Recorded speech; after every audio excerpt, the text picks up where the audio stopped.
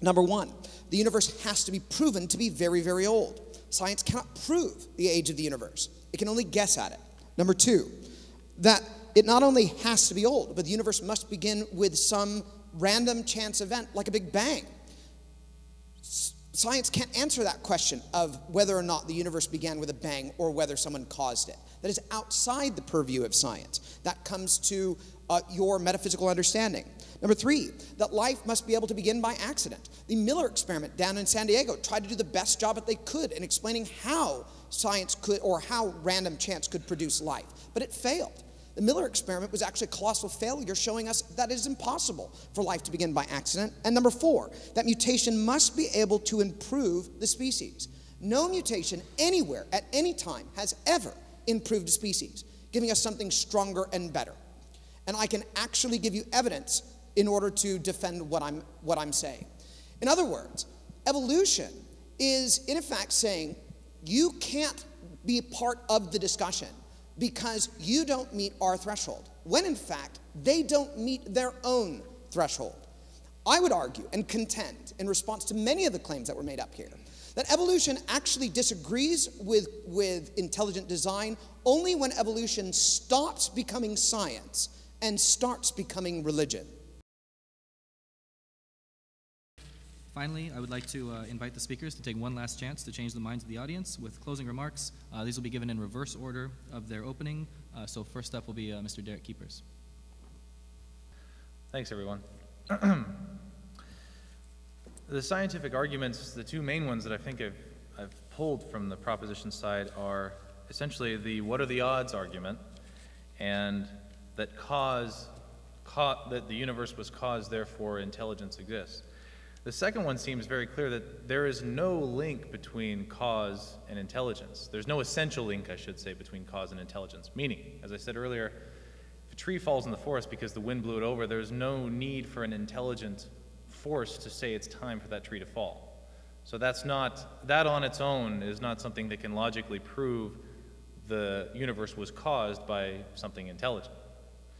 In terms of the what are the odds argument, I know that this debate has been framed much more in the scientific intelligent design area, but I think the reality is that the debate going on in this country is much more closer to the creationism God thought. Does God belong in schools? Again, what was on the flyer.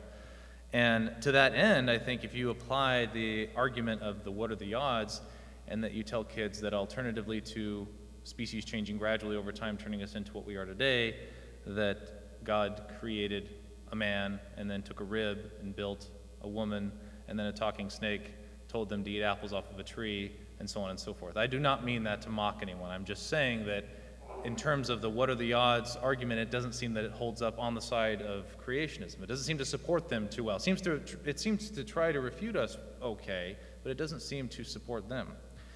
And also, it seems that having this sort of debate causes sort of an attitude of irreverence toward religion. We're sort of trying at all costs to squeeze religion into the schools when we're getting very, very forensic with the notion of faith. And faith is something beautiful, something that is not doubted and that is held up much higher inside these walls on a Sunday morning than in debates like these. And it's kind of being dragged through the mud a little bit. So it seems in the long haul that this argument to put this forensic explanation of the religious origin of the universe into schools is counterproductive to the notion of promoting faith as a whole. And finally, there's an idea that's being lost here, and that is the mind of the average student who's going to be hearing these lessons, as well as the prowess of the teacher who's going to be teaching them. Idealistically, we can say that we're basing it on these principles that are highly technical. But in reality, you have human beings teaching this, and very young human beings learning it. And from the experiences I've had with my students, they're intelligent, but the clash that is being proposed would throw them off track before they even get a true basis for what science is supposed to be. If we're not giving them a basis of that the scientific method is applied to science and things are proven, i.e., here's a set of bones, therefore evolution happened, when we're getting more abstract into this clash, we're getting away from the basis of what science is supposed to be before we even finish teaching them that. Thanks.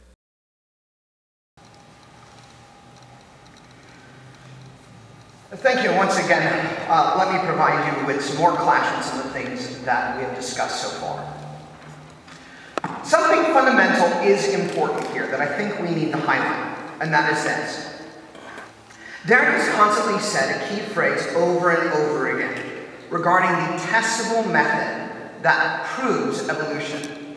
I would argue that that does not exist. There is no such testable method to prove evolution. In fact, we don't prove a theory at all. The only thing we do is gather evidence that supports the theory, but you don't prove it. Evolution is not a proven theory. It is not a scientific fact. It is an explanation, just as intelligent design. And I would argue that there is just as much evidence to suggest as an intelligent designer, if not more, than the evidence to suggest that evolution is true. Therefore, we're not suggesting something completely off a whim. We're not trying to destroy young minds.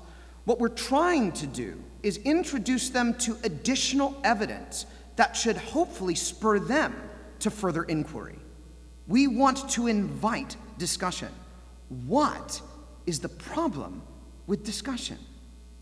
What is the problem with young minds being able to rationally think through important issues? We ask them to do that all the time in history and philosophy. Why not also with science? What is wrong with encouraging future investigation? We are not going to be giving them an F simply because they disagree with us. We're going to be asking them to understand more than one side. We're going to be asking them to understand both sides of an important issue. And that takes us to the very heart of what science should be about, trying to understand our universe. Science, by its own definition, and I was required to memorize this in the 7th grade, so I will quote it for you out of the dictionary. Science is the understandable body of tested knowledge gained through procedures of objective observation, methods of discovery, and basic assumption. Evolution, by that definition, doesn't fit science. It is not testable, it is not observable, it is not reproducible. Creation gives us an additional explanation that we have ways to be able to test. The analogy of that I think is very important, that somehow this cause that we are saying, that something cause doesn't necessarily mean intelligence. I think I need to address it by saying this. If a tree simply randomly falls, that doesn't need an intelligent cause. But if a number of trees falls and it gives us the entire Shakespearean works, wouldn't that demand a cause? There is such great information in the universe today that I would argue it is more impressive than all of Shakespeare, and it demands an intelligent cause. Thank you.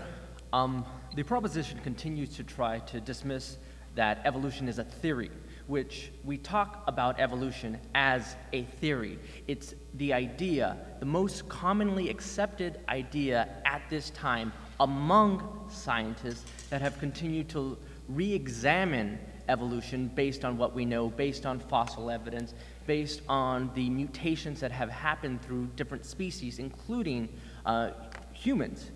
And the proposition continues to say that evolution can't be proven. Well, for the most part, it can't.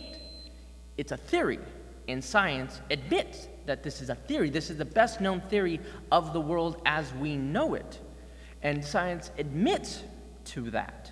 But that doesn't mean that evolution did not happen. That doesn't discredit that people who want to believe in intelligent design, that the reason evolution happened was because there was a creator. People on their own terms can understand that with their own faith and belief. In the school system, what we continue to say is that we present the facts as we know them, and we continue to question what we know with these facts. But the why, which we were talking about earlier, is up to that individual. That discussion can take place. And what the proposition wants to say is that evolution can't be proved, so it's wrong. And then the other argument that you can make with scientists is that God can't be proven, so he doesn't exist. So will we use the scientific evidence to say that we can't prove God, so your faith, whatever it might be within Christianity, Islam, or Hinduism, and so forth, that faith can't be proved, so we must eliminate that. That's the argument that keeps being presented on this side, that we can't prove evolution, but we can prove that there were plenty of different time periods in our human existence, that there are different species of human that look very, very similar to ourselves, that in those skeletal figures that we can examine, that there are mutations within the bones, that there are things within it that has caused us to come to this point.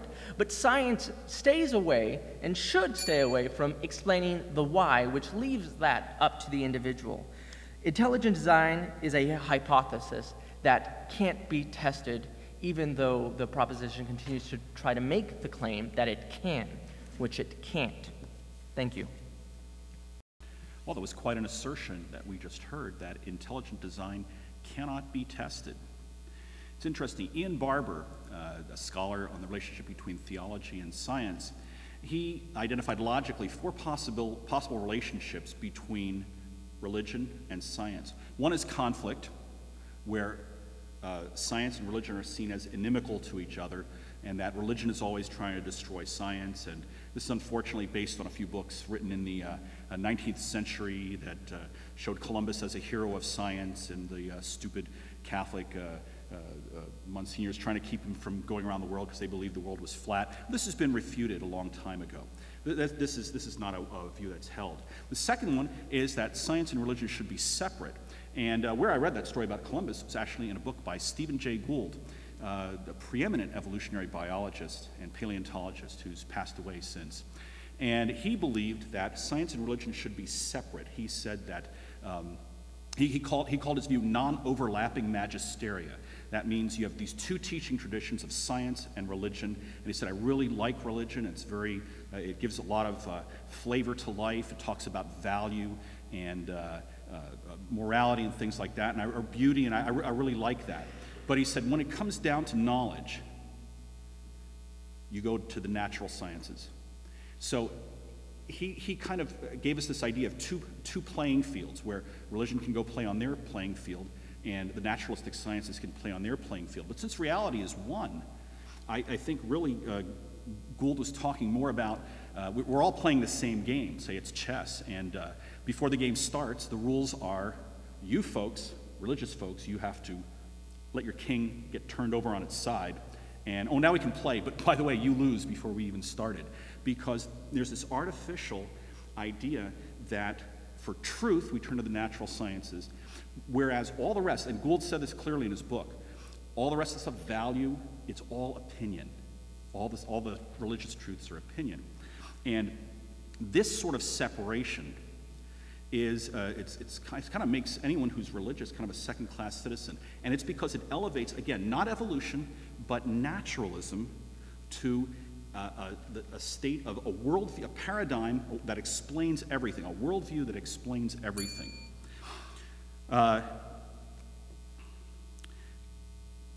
The other 2 ways of putting science and religion together, one is complementarity, that each one sees reality from a slightly different view, kind of like physicists with looking at particles and waves, whereas an electron can have a wave character and a particle character at the same time. And the last one is cooperation, that both science and religion, when they're talking about the same thing, they can, perhaps like in psychology, they can both cooperate together. My idea is that naturalism, not evolution, is a religion. And if we have to throw out intelligent design from the classroom, we should also throw out naturalism. Thank you very much. Ladies and gentlemen, I wanted to thank you all for being here this evening and listening to this debate. I think what this debate ultimately boils down to, though, is that we have 2 inherent problems that are happening. And the first problem is that they're not totally explaining on the proposition side how exactly they're going to solve for the problem of which religion they're going to choose. They keep saying, no, we swear we're not going to pick one or the other, but ultimately I think they do have the problem, because are we talking about young earth creationism within the intelligent design scheme? Are we talking about old earth creationism? Are we talking about the literalist view? There will be somebody that won't be pleased with this, and ultimately I think that if you tried to shove this all into a science course, you're going to end up having a theology course. And as we've seen, it's just going to advocate one kind of theology. I think that's going to be the Christian theology. And while we might, say that this is a Christian nation, there are Muslims, there are Buddhists, there are atheists, there are other people who are taking these classes here in these public schools, and their belief systems need to be respected as well. And that's why we don't tell people in particular churches what they can and cannot worship. We give them that right, and so therefore this right needs to be protected in the public school systems. Derek was talking about the idea that there is these science classes we have to teach, and whatever happened to the science test with the tubes and the goggles, Bunsen burners, etc. He says, this side, essentially is what he was saying, is the side leaves you none. You don't have the testable theories where you have students go in. Instead, you pretty much are putting down a Bible, and you're telling the kids, read the Bible and tell us what you think. And while I have no problem with people reading the Bible and getting some great, wonderful faith from this and understanding that this is going to fill their lives in other areas. And I think that's very important. People need to have that. That, helps them get through personal crises and everything. When it comes to the public school sector, I think touching it is one of those things where their plan hasn't fully extrapolated how they're going to be doing this, and ultimately I think the status quo needs to remain intact. I want to close with two quotes on either side of the fray. The first quote that I have comes from the National Academy of Science, which stated in 1999 that science and religion occupy two separate realms of human experience. Demanding that they be combined detracts from the glory of each. Because the National Academy of Science saw that while their glory is within their own realm, that faith has a very important place and it doesn't belong mixed together with that. And then the second comes from Pope Paul VI and his Dignitatis Humanae in 1965, which he says, the Vatican Council declares that the human person has a right to religious freedom. This freedom means that all men are to be immune from coercion on the part of individuals or of social groups and of any human power in such way that no one is to be forced to act in a manner contrary to his own belief, whether privately or publicly, whether alone or in association with others, within due limits. In other words, both of these sides are saying that they have completely legitimate viewpoints, but there is a time and a place and a realm for each of these, and both of them come from very different viewpoints, and they believe in that. Why on earth would we want to demean two very important groups, science and faith, and take these unrelated groups and mix them together? It would be disrespectful to force the churches to be exposed to evolutionary views, just as it would be disrespectful to expose science classes with ideas of creationism that come specifically from the Christian Bible. Ladies and gentlemen, I think that while their plan is ultimately put in the right place and from the right areas of their heart, ultimately it's not going to go well. We have an already good system set up for the status quo with the teaching of science and science courses, and I believe that we should let it stay that way. Thank you. Thank you all for being here, and thank you to our loyal opposition. We've enjoyed this very much. Let me just remind the audience and our opponents what I said in my opening. We are not arguing that this theory of intelligent design should be taught in the place of evolution. We're not arguing that one must choose between the theory of evolution and creationism. And we are not arguing that the public school curriculum should prefer any religion over another. I've heard a lot of straw manning of our position. So any arguments and all arguments that attack the idea that we do, should be, it's off topic.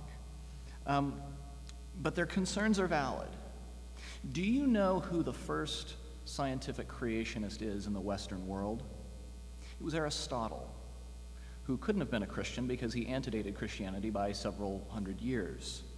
Aristotle is the man who gives us the Greek word from which we derive the word intelligence, because he distinguished 4 different kinds of causes, and only one of them was material, and 2 of them invoked reasoning to causal explanations that involved the detection of intelligence and purpose. It is the contention of the intelligent design movement that the preponderance of scientific evidence, especially in recent years, involving the fine-tuning of the cosmos, based on the work of astronomer Hugh Ross and others, and the irreducible complexity of the cell, as shown by such illustrious scientists as Michael Behe, Jonathan Wells, and others. And these are guys who have PhDs in biochem and things like that. A.E. Wilder-Smith, 3 earned PhDs in the sciences. The preponderance of evidence is telling us that there is something more than merely natural forces at work. And if scientists can rationally come to the conclusion, the inference to the best explanation, which falls within the purview of science, shouldn't we allow students to hear that side? This is not jamming religion down anyone's throat. This does not entail the teaching of a creation story that is particular to only one group. It is simply to give an open-minded discussion within the classroom. It doesn't even need to be a central discussion. It could be done at the end of a unit. It could be done as students do it on their own. They could explore it on their own, do a report, but certainly not have to be graded on what conclusions they draw. Anthony Flew, one of the most influential atheist philosophers of the 20th century, who wrote a seminal work throwing down the gauntlet against religion for its inability to be testable scientifically. Recently, he is now passed, became a theist. And why? He says, scientists like Paul Davies, quoted in my opening, propound a vision of reality that emerges from the conceptual heart of modern science. The only satisfactory explanation for the origin of such indirected, self-replicating life as we see it on Earth is an infinitely intelligent mind. If the preponderance of evidence changed the mind of an atheist, shouldn't we at least allow the evidence to present itself to our students?